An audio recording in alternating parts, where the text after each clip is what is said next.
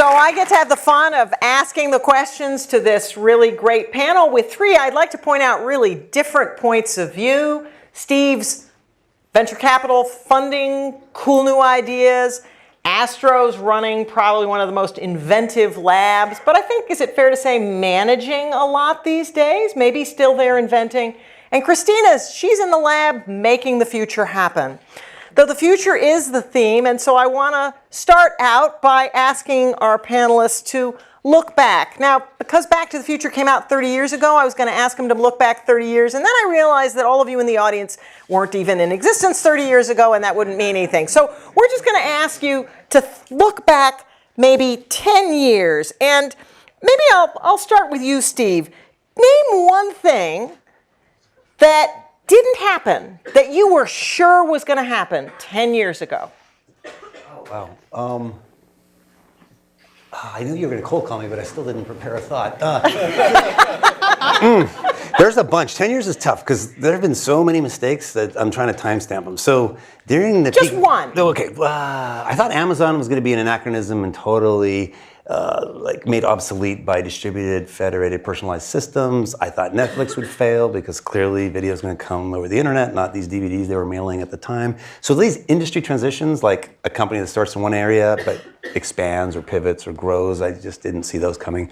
And I think I was maybe at the tail end of being wrong about nanotechnology and the rate at which it would impact the world and how it would, and whether the term meant anything to anybody but me and a few geeks like me. So that was a whole section of mistakes leading up to 2005 around that sector.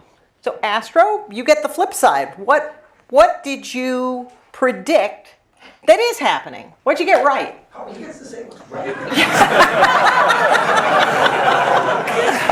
I'm with Steve. I think it's more interesting.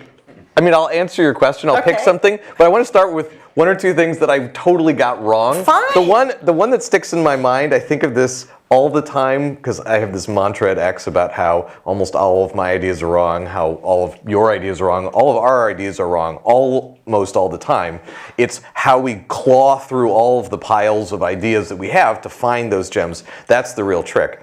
And the thing that I use to remind myself all the time how wrong I can be is I remember seeing the first phone about 10 years ago that had a camera on it. And I just thought, people are not going to take pictures with their phones. And even if they did, there's no way that they're going to be like obsessed, sending pictures to their friends. It's like the dumbest thing I've ever heard. And I was really sure that that was not going to make it. I just remember very viscerally being certain about that. So it's a good humility moment for me. So was there something that sticks in your mind that you got right? That you could see the future 10 years ago? I think that, so my background is artificial intelligence, and 10 years ago was a so-called AI winter, and we are out of that winter now, and that was one of the things I was incredibly confident about, because AI has been on this very predictable sort of exponential increase in its abilities, and that people were saying AI is dead or that it's never going to actually accomplish anything really never changed that trajectory. So that was one of the things where I felt like, yeah, we'll see.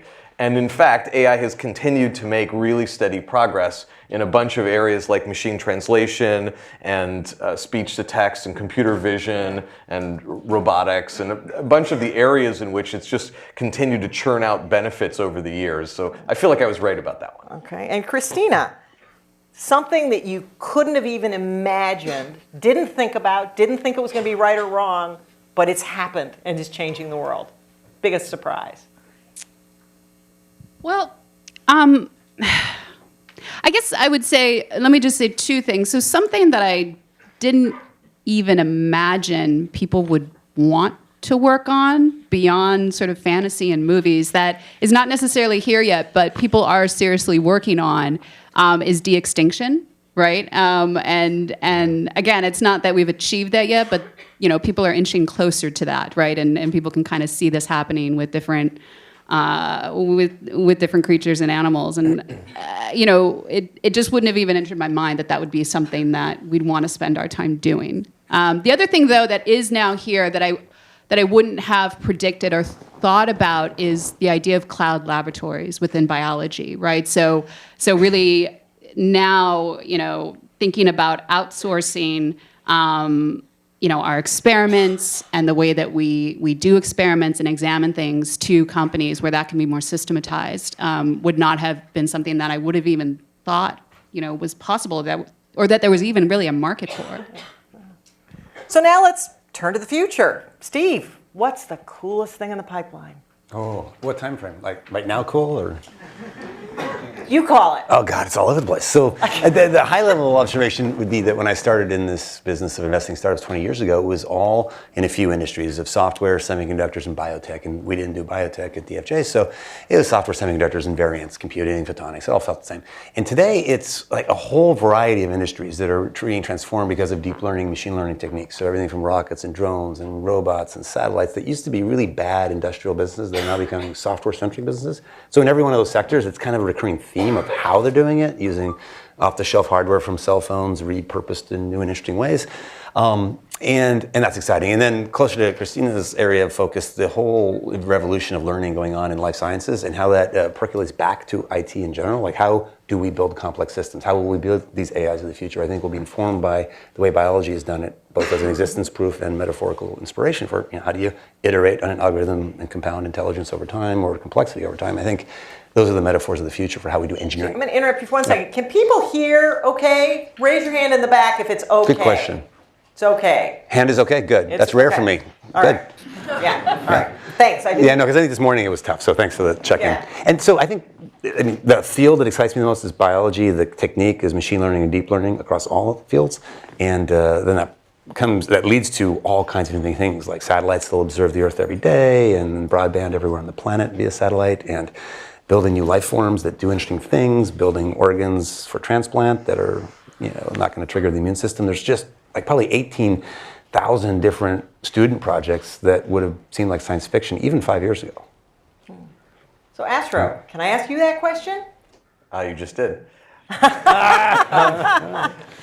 Obviously there are specific things that I can't answer, but one of the things that excites me, which is related to what Steve said, is when I look at the commonality across a lot of the things that we're doing at X, I notice that a lot of the projects are both non-traditional in being robotics, but in fact actually are robots. So we're trying to get the other 4.5 billion people who don't have a good internet connection today, an internet connection via a network of stratospheric balloons. But in fact, those balloons have to do a lot of sensing. They have a lot of actuation. They can rise and fall. They're trying to pick the winds that they grab and cause themselves to sail to keep themselves into useful places. So if you have sensing, you have computation, and you have actuation, in the very general sense, you're a robot. Our airborne wind turbines are actually this shift from a huge amount of steel to mechanically solve a problem to essentially a very small tether and a super hard control system problem, which is essentially bringing robotics much more centrally to this issue of generating energy. Our cars, self-driving cars, are kind of the poster child for non-traditional robotics. Our self-flying vehicles for package delivery are very centrally sort of robots. So in the sense of robots as walking mechanical people, I don't know how fast that's really going to change the world, but I see a lot of these issues about bringing techniques from machine learning, from mechanical engineering, from ways of embedding intelligence into products as an alternative to making them mechanically safer or mechanically cheaper. I see that as a very general thing that we're going to be able to do over and over again to solve problems in the world. That's cool. Given this revolution that's going on, all the changes, Christina, you work in a lab, you do your research. How do you choose from that whole menu of really exciting things what to focus on and what you do?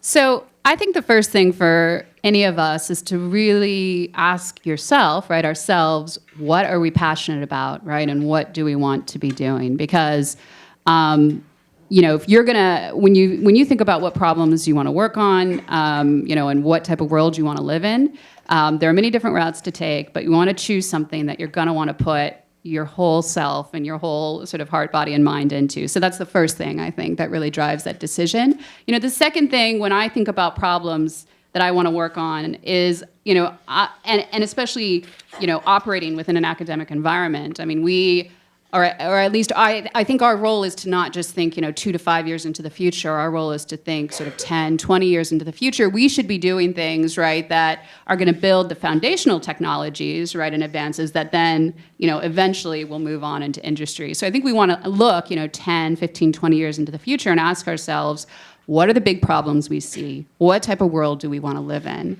And what is either the foundational research or the applied research that we want to focus on that we believe is going to sort of make an effect of transformative changes in the world around us, right? And then you pick what problems you want to work on, and you dig in. And the great thing about working in an academic environment is you have so many people around you to work with that are going to bring their creativity and spirit into it and take things in in directions that you couldn't even imagine. And you have to be able to give them the freedom to do that. Okay. Steve, how do you think policy is going to play into the future innovations we're talking about here? That government policy? Yeah. Gosh. Whew. It's kind of like the Hippocratic Oath. First, do no harm, I guess, comes to mind.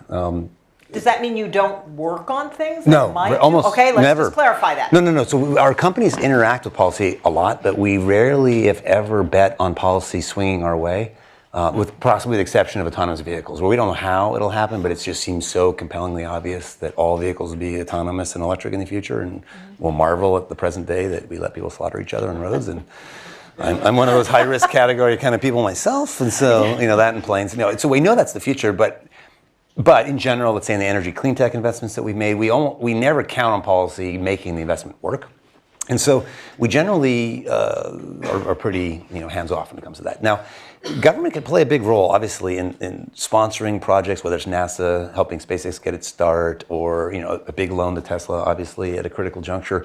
There have been really important moments, but rarely is it one of sort of company picking. That's the rare model. Usually it's NSF grants and government grants to universities that are the bread and butter of how we see government helping the tech world. And in policy, we just kind of hope they don't make any more. But that's wishful thinking. Well, I know. I just kind of try to keep my head low and hope they don't bat it down. Yeah. We've had sort of the opposite experience at X, which is we're trying to pick things that we want to fix about the world, whether it's cars that drive themselves or the contact lenses that we built for monitoring people's bodies, putting computer and sensors inside contact lenses.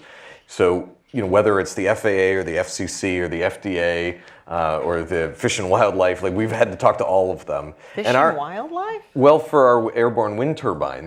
Yes. Okay. There's no part of the government, the National Highway Traffic Safety Administration, that we haven't had not just to visit once or twice, but pretty much go live with them. Yeah. But our experience has been that if you wait until you're done making something, and then you go stand in front of them and you say, is this okay? And you don't really mean, is this okay? You mean, this will be a complete meltdown in my life and the life of lots of other people if you say anything other than yes. Because you're not going to get a straight yes, then you don't get the straight yes, and then you come away feeling like these people are against innovation.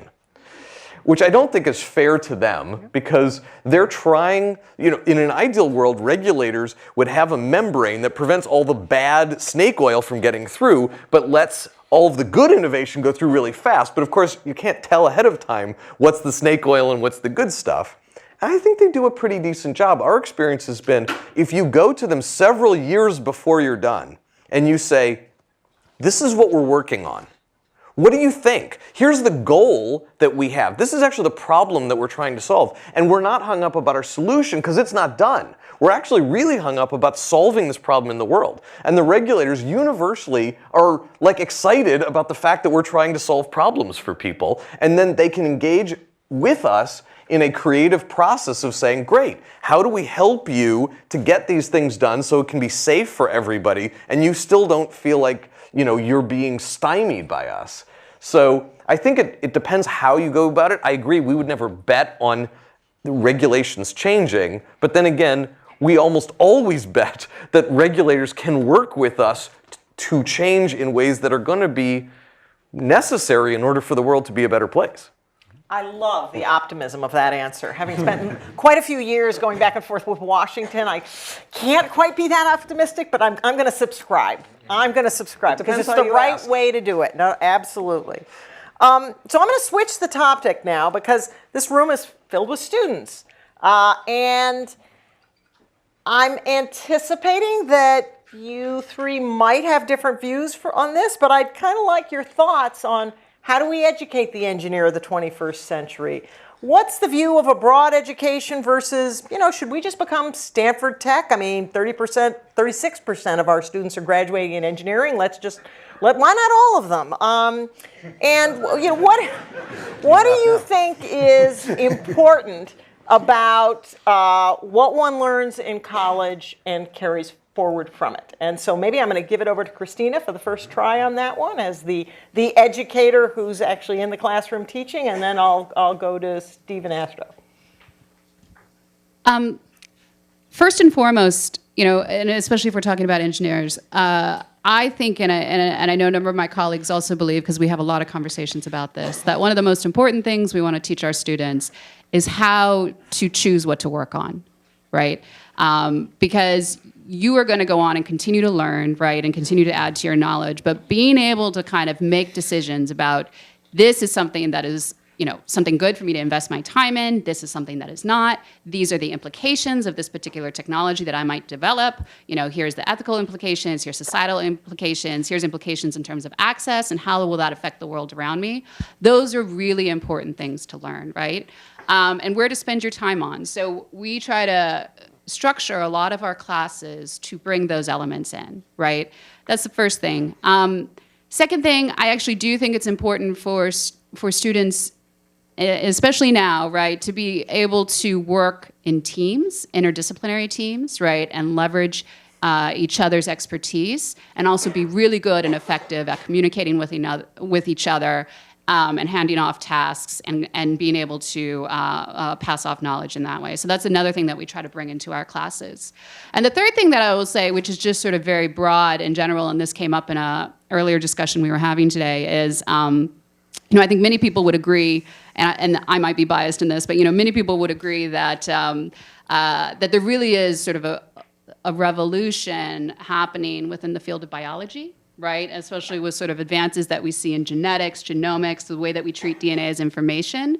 And I think traditionally biology has been almost sort of a niche, right? Many engineers, only don't have to take a biology class, right? We might have to take a physics class, we might have to take a chemistry class, but there's not a broad, even basic literacy in biology. And I think we really need to change that and treat it as something that everybody should be broadly literate in to really be able to move, into this next realm of technological advances that we're going to see. And that will also allow us to think about how we bridge biology with computer science, with information science, right, with mechanics, et cetera, and allow us to move across these different disciplines. And I think that's very important and something that is a deficiency right now in how we train students. So Astro, do you agree with her?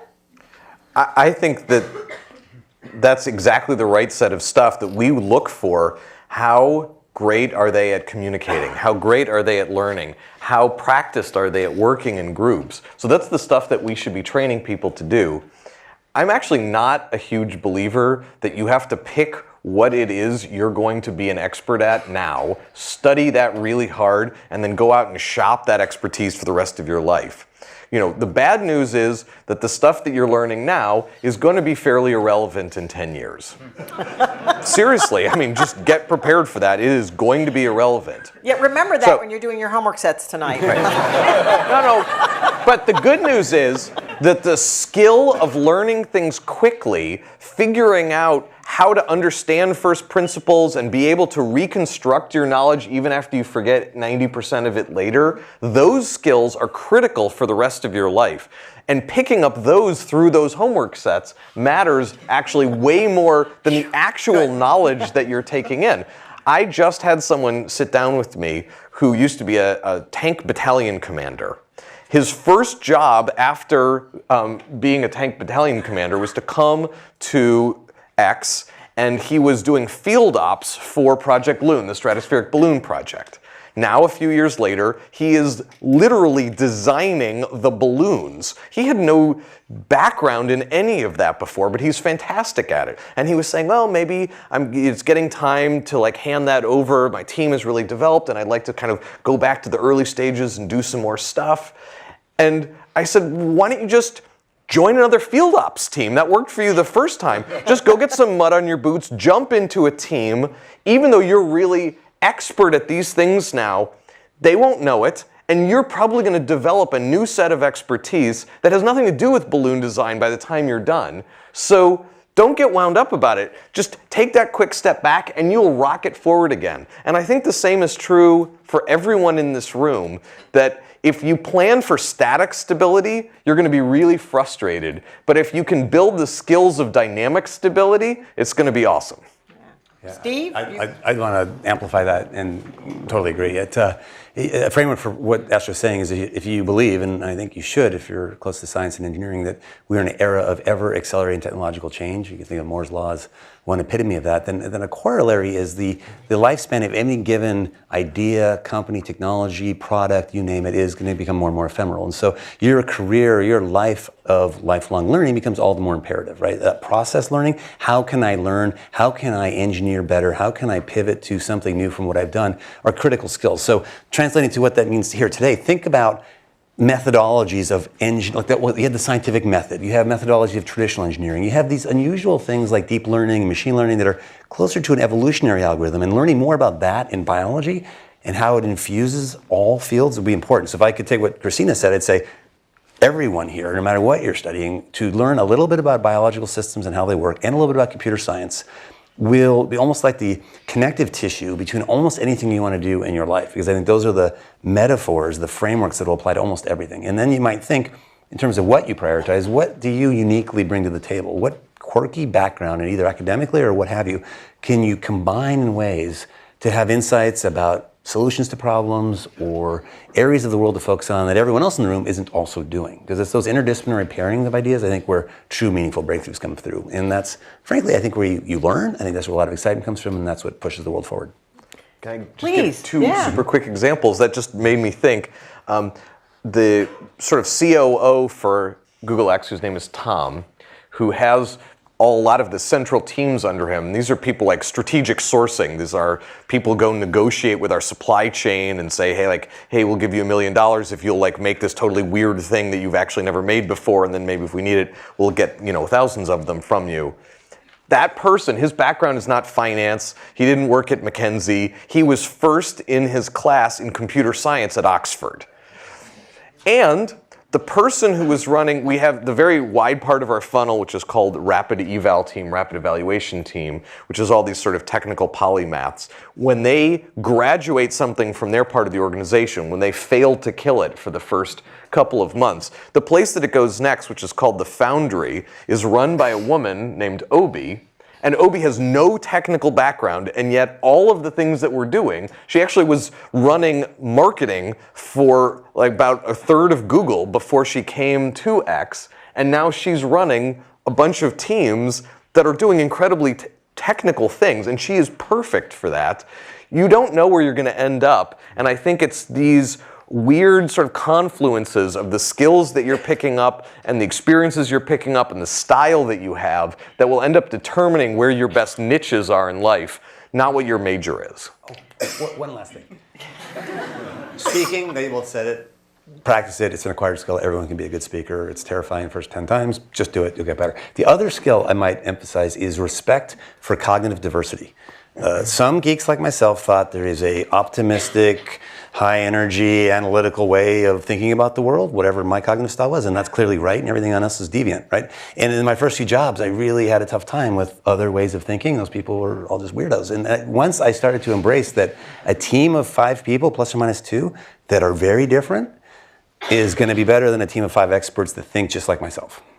Thank you for that wonderful way of describing the importance of diversity. Yeah. But as I listen to you talk, I get a little worried that maybe domain expertise isn't really needed. You're really talking about those broader skills, learning how to learn, but Where does domain expertise fit into this? Christina, you want to take a shot at that? I would say that I think there is value in domain expertise, but really what it is that you, from the context of engineering innovation, right? I believe that you have to have a good understanding of the underlying substrate that you're working with, right, in order to apply, and in order to innovate around it. I think the point that's being made, which is also I would agree with, is that the specifics, right? What is sort of cutting edge now is going to be obsolete 10 years from now, right? And so you have to be able to continue to learn, right? Because if you just think about biology, right, our models of things, 25 years ago, or how I was taught, right, genetics, right, is very different than what it would be like in a genetics class now, right? Just our understanding of that substrate is very different, and the way that we understand it and the way that we interface with it. And so, if you want to continue to sort of be at the forefront of a field, you have to have the plasticity to continue to learn, right, and to continue to adapt. And also, something that I think is challenging for a lot of people, that was sort of highlighted here, is being able to move between disciplines, right, and not necessarily only putting yourself into one box, right, but being able to move fluidly between them. Do you both agree with her? Yeah. I might summarize, at least in my mind, that I think process learning and process knowledge is going to become more and more important than product knowledge. That could be instantiated in a database. What do we know about the world? What are the facts of the world? And the process learning, how do we accumulate wisdom? How do we build complex systems? How do I learn over the course of a career? How do I succeed in building a great team? That kind of iterative learning and focusing on the process variables that correlate with success, I think will be increasingly the locus of learning. Interesting. Yeah, I would say maybe ballpark 60% of the people we hire, we have some domain expertise that we need them to have. If we're building a contact lens and we need electrochemistry work done, we're not going to hire someone who doesn't have an electrochemical background. Like, that doesn't make any sense. But there are lots of people who have electrochemistry as part of their toolkit. That really is like table stakes even for those jobs. And there are people some of whom don't actually have electrochemistry as a major and still have that as their expertise. And all told, that's maybe 60% of who we hire. There's a lot of like, Sally is amazing. Let's just get Sally, because like, we're crazy if we don't have Sally as part of our team. And if that's 40% of everybody, and there's some of the other 60% where you kind of didn't learn soccer from the book, you just ended up playing a lot of soccer, whatever, you know how to play soccer at the end of the day, and that's what we need, great, you're hired. Okay. I think people focusing on the domains for any reason other than because you love it is probably not going to get you what you want. Okay. So I'm going to just ask one more question to the three of you, and then we're going to open it up to the audience. So I just want to put the audience on notice that in a minute I'll turn it over to you. But I had one last question. A lot of the technology, Steve, that you fund, Astro that you develop, Christina, the potential of the technology you develop in your lab, there are a lot of societal implications. And some of them are not always positive. How responsible do you feel for the societal implications of what you invent and invest in? And how do you think about linking technology, innovation, and societal responsibility? And you want to start it off, Steve? Sure. Yeah, it's a deep question. So in the short and immediate term, you can be responsible by saying, there's certain categories you won't invest in, there's distasteful. But I think the deeper question is dangerously powerful technologies, which are all around us and compounding dramatically, as you know. And soon, sort of the ultimate vector is heading towards technologies that will be trivial to execute as an undergrad, that could kill much of humanity for almost no money. And that in a world, that's a difficult world to imagine in the future. So we as humans are pretty static in terms of who we are. Our culture evolves at a less glacial pace, but still somewhat glacial compared to all these technology advances. And so there can be a bit of a disconnect, both in terms of capabilities to do harm, as well as all kinds of ripples through society. So I believe technology is synonymous with progress. It's kind of like, it's hard to detach progress in any sense from advancement of ideas, right? Because a technology could be something like the scientific method itself or a new form of governance. That's a form of technology, but most of what we focus on are the technologies that are accelerating dramatically. And I think it's a net positive on almost all fronts. I think there's some really big implications, though, as it rends the fabric of society. So we already see how we live very differently today than 50 years ago, culturally versus 2,000 years ago. It's astounding how much progress we've made. And violence keeps declining, and our future might be bright. But I do worry about things like an ever-accelerating rich-poor gap that might be an inevitable byproduct of network economies being part of most information businesses, and most businesses becoming information-centric at their core at different rates over time, where there just won't be jobs in agriculture, there won't be jobs driving cars, which is about 20% of paid employment today. That's all clearly going away in the near term, and all those new jobs come, and we'll all become information workers and entertainment workers, and that sounds great, except for people who don't want to do that. And it's all globally competitive more than regionally competitive. And so, none of this will happen right away, but I think an inexorable trend is that we need to understand a world where that will just keep accelerating, not be self-rectifying. But for perhaps policy, but for some waves in philanthropy, which I find encouraging, but there's also a lot of self-reinforcing feedback loops along that. So that's one thing I worry about. I don't know, though, what as an individual in an individual technology area could do about it, other than acknowledge the larger trend that's an emergent phenomenon and say, well, there's a big problem I could try to solve as an entrepreneur. Let me think about that future, and let's say, wow, you want to provide for basic human needs for everyone when there are no jobs. Well, how about Maslow's hierarchy of needs, food, shelter, clothing, healthcare, and education, if Maslow is alive today? And let me do an app to provide free healthcare forever for everyone via a smartphone, because in the future we have to have that or we'll be in trouble. It could be an entrepreneurial sort of impetus to solve the problem instead of wringing our hands about it. And so that's what I'm looking for as an investor, to say, technology is going to do what it does. That's exogenous to us. We're like the vessels for ideas, and like a genetic, sort of bag, if you will. We're also a mimetic bag, and we spread ideas promiscuously, and that's just going to happen, and we can't stop it. So how about tilting our efforts to anticipating that future and helping the transition be a little less cumbersome as it currently seems to be? Great. Christina? So somebody who develops technologies, right, and thinks about what technologies we want to develop, so I think it's definitely the case that as engineers, we have a responsibility to think about the broader societal applications of the technologies we develop. This comes back to, part of it comes back to, how do we choose what to work on, right? I think it's also the case, and I run up against this a lot, and I think we have to acknowledge that there's dual use aspects of almost any technology, right? And many times in ways that we can't even imagine, right? Simple, very right example. Did we envision or imagine, right, that airplanes would be used to sort of fly into buildings, right? So you have to, and so you're not going to be able to envision or even predict all the ways that a technology might evolve, right? And all the ways that someone might take a technology. I think there are, with many technologies, you can think about sort of short-term, right, or immediate, how it might be misused, and then you can come to some conclusion about whether you think, what are the pros and what are the cons, right, what are the trade-offs, and is the overall good worth the risk? And then I think what plays into it also is you want to think about policy around it. For some potential risk, for some potential dual use, there's a lot that we can do working with regulators, working with government to think about policy that can be developed to ensure that, as new technologies are introduced, we're mitigating, what's happening in other societies, and making sure that that's being minimized. And thinking, again, about the culture of how we train our students, so that we're training, right, cadres of students and engineers that are going to go forth and innovate and apply things positively. Great. Astro, the final word on that topic.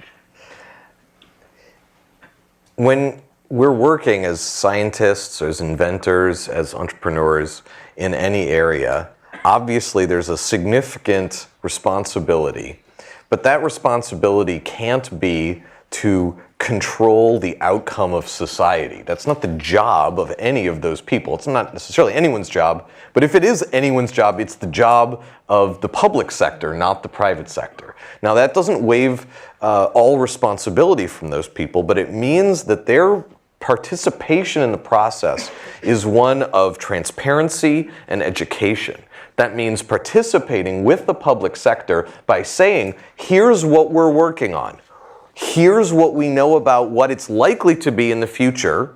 You can help, or we can help you think through what we might not know and maybe discover some of those things ahead of time. Let's talk about that. I want to make sure you, the public sector, understand as best as possible, and then that's your job, not our job, to control this thing. Because when we pursue any kind of technology from a perspective of fear and secrecy, we are crippling it. We are turning it into something less than what it otherwise could have been, and we are ceding the real development of that thing to the very people we're most afraid of. So instead of painting these technologies as the poster children for our fears, we should be accepting that the world is changing and doing our job as educators to the public sector of the ramifications of these things, but then continuing to move these things forward without embarrassment. Great. All right, let me now turn it over, and I think your hand was first up, so you get the first question. So there's this interesting idea that generational privacy norms have developed as a result of, say, Facebook sharing photos like you were talking about before. And I wanted to ask you, to what extent do you think technology drives our value systems? And to what extent are the technologies that you develop and fund a product of the values you would like to foster? And I'm going to ask you to repeat. Was that directed at Steve? All All three. Okay. So to keep it going, we'll just have one panelist answer so that we can get lots of questions. Oh, dear. So maybe Steve, but I'm going to ask you to repeat the question because he's not mic'd and this is being taped. Okay, so working backwards, the part I heard at the end is to what extent does a value system infuse the investment process we might go through, and also how does technology adjust perhaps our values over time? Was that the gist of the first part of it? Well, the second part, let me start there because it seems a bit more direct. There are absolutely, as I alluded to earlier, technologies that we think are for the good of the world. And it's not just that we feel better about our careers. It also tends to correlate with investment success, that if the company you invest in is doing good, a lot of good byproducts follow, like other people like the company, employees like the company, customers like it, as opposed to a tobacco company or guns or something. So we tend not to invest in guns. Well, there's a long list of things we tend not to invest in. Well, most anything that you find in Vegas, for example, is a simple category. But the deeper thing is that I've been struck by how some of the most successful companies are purpose-driven companies. So Planet Labs was mentioned, Tesla. In an opening statement, the Q2 report last year said, profits are not a priority as the opening line of the quarterly report. And the point was, there's a higher mission, help usher an era to electric mobility, and as the primary goal, there's a sub goal, which is we're not going to lead the world to a new era if we're not ourselves profitable and an attractive business. So there are many others like this. Google arguably is a company like this. Facebook arguably connecting the entire world is the mission, and begrudgingly some revenue and profits might have to come along when Zuckerberg realizes it's important to carrying on. So my point in sort of glib recasting of that is that finding a passionate entrepreneur that wants to change the world for the better, and that's a value judgment, is exactly what we should be doing. And that's also what I try to do in my career, is not just try to maximize revenue or investment potential in anyone, but what is going to push the ball forward over a longer arc of time, which seems like a more resilient strategy. I think our cultural norms and mores do shift over time. I think our circle of empathy continues to expand, and you can look at entrepreneurship itself as a bellwether of that, which is people used to think 20 years ago about U.S. companies in the U.S., serving U.S. companies for U.S. benefits, and now it's clearly global. In the case of Elon Musk, even interplanetary. Let's help out, those future Martians. Literally, that scope of ambition is amazing, and I think in the long arc of human history, like the family unit, the tribe, the city-state, the nation-state, the globe, all sentient beings. That seems to be how our scope of empathy expands, and I think it's largely by awareness, communication technologies that enable this awareness, and frankly, the cultural evolution that co-evolves with our technological evolution. So again, 2,000 years ago, rape, genocide, and slavery were all fine, according to mainstream opinion. Pretty weird in certain cases, like warfare, when you need to smote somebody. That's when smoting is on the menu, then those things are fine. So again, I'm glib about it, but that's 2,000 years ago, humans were the same. Genetically, we're no different, right? Except for some teeth and little things that have nothing to do with our, our actual brains. It's cultural evolution, and I think it's largely infused by the inventions of democracy, the scientific method. How do we accumulate ideas over time and discard ones that are bad? That's a form of technology. So maybe the scientific method, more than anything else, has accelerated the pace of learning progress and betterment. Okay, next question. Young lady in the front row.